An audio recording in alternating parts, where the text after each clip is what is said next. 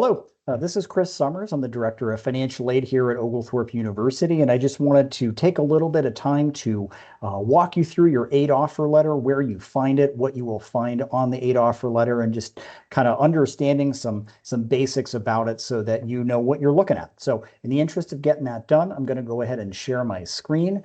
And the first thing that I am going to share is just a sample of your Petrel portal when you log in, where you're going to find your financial aid letter. So each student should have an aid offer letter in the Petrel portal. Your first aid offer letter is found in the financial aid letter section down here at the bottom right. I would also recommend checking the View Your Decision section that's over here on the left. The View Your Decision section of the Petrel portal contains all of your letters. So if we've updated your aid offer letter, you're going to find the first, the middle, and the most up-to-date version of your aid offer letter in this View Your Decision section. Now let's go ahead and take a look at a sample letter. So every admitted student is going to have an aid offer letter that's tailored to them. And it's going to start with a merit scholarship. Each admitted student is going to have one merit scholarship, and you probably have a separate letter explaining that merit scholarship, how much it's contributing. That's the building block for your aid offer letter. Your merit scholarship is contained within your aid offer letter, but we also take a look at where you live, your GPA, your standardized test scores, everything you've submitted in your admission file. So from all of that information, we have put together a listing of scholarships and grants either from Oglethorpe itself or from other guaranteed sources to present you with a complete aid offer letter. And that aid offer letter is a listing of all the things that we have found. All right, let's focus for a moment on three totals on this aid letter. So we've got the total of financial aid here at the top. We've got costs that we've estimated in the middle, and then how they compare to each other for remaining annual balance at the bottom. Now, coming back to this top line is the sum of your total financial aid, which includes your scholarships, your grants, and then guaranteed loan programs that we have been able to uncover with the information that you've sent us. Now, if you filed a FAFSA, one of the things confirmed by your FAFSA is Stafford loan eligibility. The total here is all of the scholarships and grants certainly that you have secured, but it's also the guaranteed Stafford loans from your FAFSA. If you don't want the Stafford loans, that is completely fine. I just wanted to highlight the fact that they are part of the total because, again, the total represents all the aid that we know you are guaranteed to receive.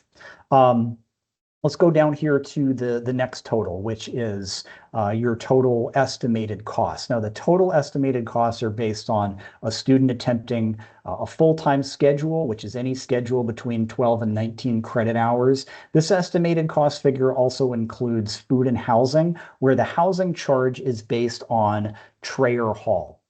Now, students have housing options other than Trayer Hall, and we have a housing application where students can identify their preferred residence hall. Most first-year students live in Trayer Hall, so to help you estimate your net balance, we've included Trayer Hall's housing rate on this aid letter. But again, it's possible to be placed in certainly another residence hall, which would change the cost here. This is purely to help you estimate cost. I want to say a word about commuting. So if a student's home address is within 25 miles of campus, then the student has the option to apply for a housing exemption and commute to campus. And if a student is approved for that housing exemption and commutes, then the food and housing charges that are on here simply won't apply.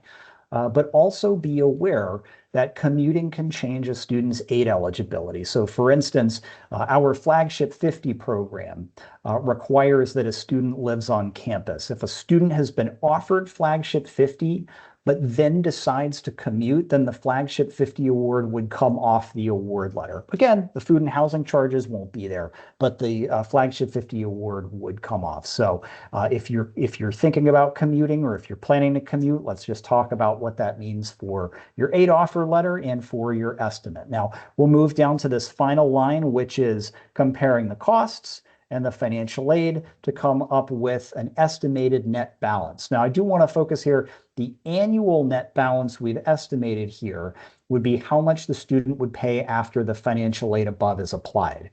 In this case, the annual balance is the combination of fall and spring together. So the fall semester would be half of this total, and then the spring semester would be the other half. Balances can be paid per semester. Balances can also be spread out across a payment plan. So most payment plans would divide the balance for a semester into 5 equal monthly payments. So you could reasonably divide the estimated annual balance here by 10, which would be 5 installment payments, 2 semesters a year. You could divide this total by 10 to get an estimate of what your monthly payment amount might look like. There are also other ways to approach paying this balance, like credit-based loans for parents or students, which we will certainly get into at another time, another video, another event, but just trying to help you understand this net balance, what this is trying to communicate. Now, your most recent financial aid offer letter gives you a pretty good estimate of what it would cost to attend Oglethorpe next year.